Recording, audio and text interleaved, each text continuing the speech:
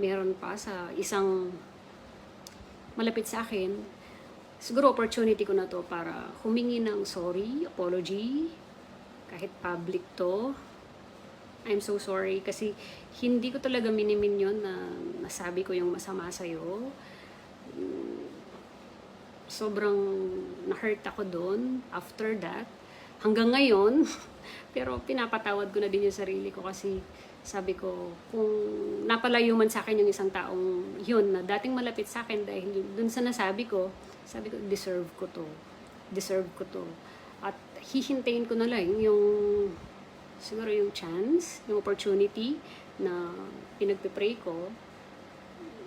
Naglo-look forward ako na balang araw, makakasama ko din ulit at makakasalamuha. Tulad ng dati. Ganon.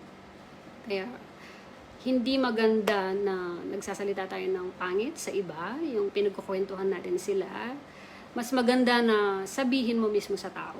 Kausapin mo siya ng personal para maunawaan niya na hindi mo gusto yung mga ganong bagay. Kung meron kang hindi gusto sa tao, sabihin mo lang sa kanya.